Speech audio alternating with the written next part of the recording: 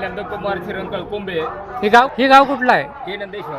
नंदेश्वर गावात हवा कुणाची आहे?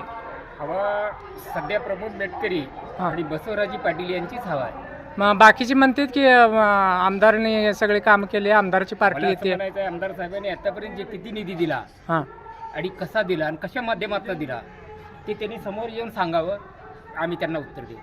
बरं. तुमचं काय मत आहे?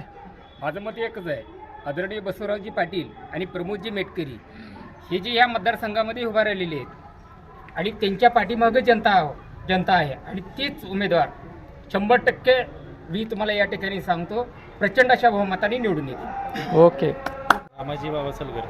काय मतदारांचा कौल?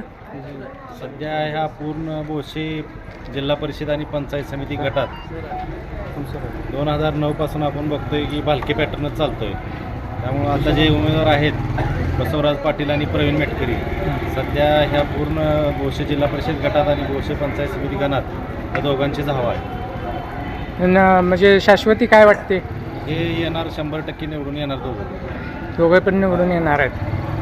त्यांची कामं सांगायला गेली तर भरपूर कामं आहेत. आता बसव पाटील ते त्यांच्या गावापासून सरपंच पदापासून त्यांनी सुरुवात केलेली आहे. सरपंच पण कारखान्याचे संचालक त्या माध्यमातून त्यांनी बरीच कामं केलेली आहेत. गोरगरिबांना मदत केलेली आहे. ऊसाच्या संदर्भात असू द्या, अजून इतर कुठल्याही संदर्भात असू द्या, बरेच कामं त्यांनी केलेली आहेत. आणि हे आपले प्रवीण मेटकरी यांचे वडील, यांची आई पहिली जिल्हा परिषद सदस्य होऊन गेलेले आहे.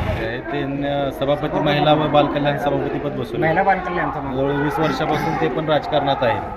ते जनतेची सेवा, त्यांचे मिस्टर, आता त्यांची मुलं दोन्ही त्यांच्या मार्फतच प्रवीणला उमेदवारी भेटलेले आहेत. त्यांची ही परंपरा पुढेही चालू राहील अशी आम्हाला शाश्वती आहे.